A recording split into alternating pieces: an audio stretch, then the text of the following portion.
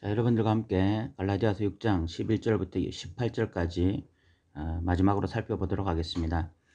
저 개인적으로도 이 갈라디아서를 살펴봤던 것은 굉장히 유익이 있었는데요. 여러분들에게도 동일한 은혜가 있었을 것이라고 생각되어집니다.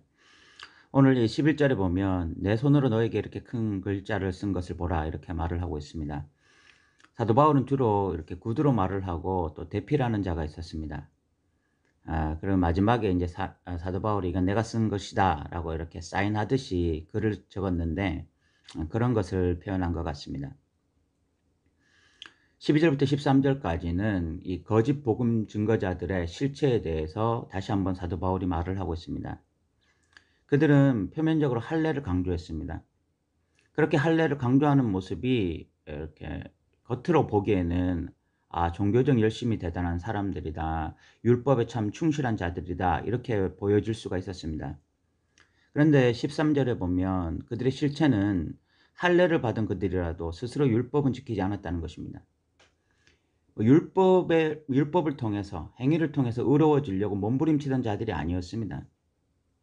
그런 관점이 아닌 거예요. 이 사람들은 할례는 지나치게 강조하고 마치 그것을 통해서 율법 전체를 지키려고 하는 것처럼 보였지만 그것은 표면적인 것이고 이면적으로는 율법을 강조하고 할례를 강조하면서 실질적으로는 율법을 지키지 않은 자들이었던 것입니다.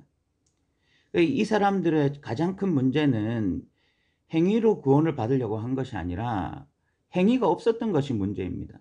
종교적 외식이 문제였던 것입니다. 겉과 속이 다른 종교 외식주의자들이었기 때문에 이것이 가장 큰 문제였던 것입니다. 사도 바울은 그 이야기를 하고 있는 거죠. 갈라디아서를 잘못 해석해서 행위냐 믿음이냐 이런 관점으로 보니까 행위 없어도 된다 그런 이야기가 아닌 거죠. 오늘날 실질적으로 이런 다른 복음이 지배하면 표면적으로는 종교적으로 열심히 있는 것 같습니다. 주일 성수를 막 강조하고 또 11조를 강조하고 그런 것들 몇 가지를 지키면 대단한 믿음의 사람인 줄 아는데 그 사람들의 실상을 돌아보니까 성경 말씀에 충실하지 아니하고 성경 말씀을 따라 살려고 하지 아니하고 하나님을 경외하는 모습이 없고 그렇게 살아간다면 그것은 지금 다른 복음에 노출되어 있는 것이죠. 사도 바울은 그 말을 하면서 14절에 나는 예수 그리스도와 함께 십자가에 못 박혔다 이 말을 하면서 내가 십자가에 못 박혔고 내가 그래서 세상에 대해서도 못 박혔다 이런 말을 하고 있습니다.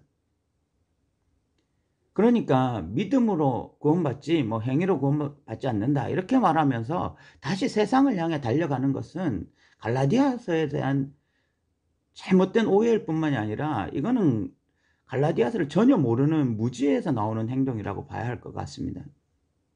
실질적으로 우리가 행위가 아니라 믿음이다 이런 도시가에서 믿음이 연약해서 우리는 세상적으로 살 수밖에 없다 이런 이야기가 갈라디아서에서는 전혀 통하지 않는 것이죠.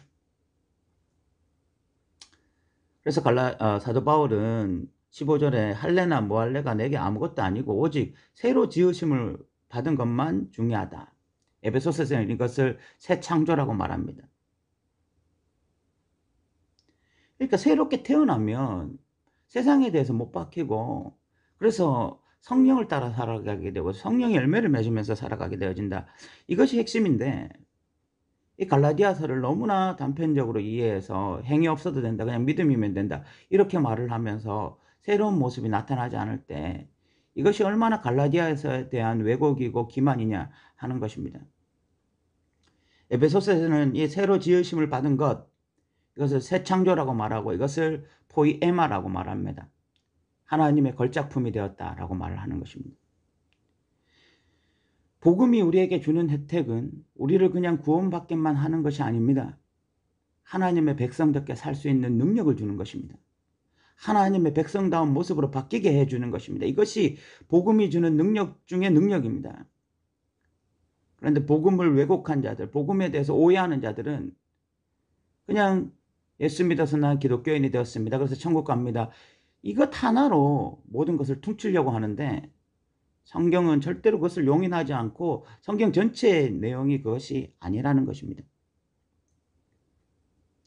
17절을 사도 바울은 이제 누구든지 나를 이렇게 괴롭게 하지 말라. 내 몸에 예수의 흔적을 가지고 있다.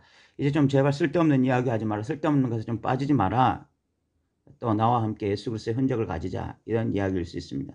그리고 마지막 인사로 갈라디아서를 마치고 있습니다. 갈라디아서는 처음 시작할 때 사도 바울이 감사 인사가 없습니다.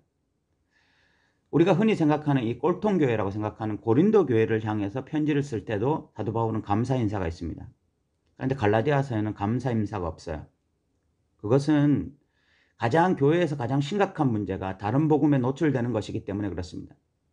그 다른 복음에 노출될 때에 교회에서 나타나는 가장 중요한 현상이 뭐냐면 육체의 열매를 맺는 것입니다. 육체의 열매만 맺는 것입니다. 그리고 그것의 그 종말은 심판입니다. 그 사람들은 구원받지 못합니다. 사도 바울은 이것을 분명히 알았기 때문에 감사 인사를 할 수가 없어요. 뭐 좀 인간들끼리 좀 싸우고 부족하고 뭐 이런 모습들은 사도 바울이 어느 정도 용인할 수 있어도 다른 복음에 완전히 노출되어져서 교회가 다른 복음을 따라 살아가는 것을 사도 바울은 용인할 수 없는 것입니다. 오늘날 교회를 우리가 다시 한번 생각해 봤으면 좋겠습니다. 교회가 지금 육체의 열매를 맺고 있습니까? 성령의 열매를 맺고 있습니까? 우리 자신은 어떻습니까? 우리 자신은 성령의 열매를 맺고 있습니까? 육체의 열매를 맺고 있습니까? 우리 스스로 우리를 시험하고 확증할 수 있는 자들이 되길 바랍니다.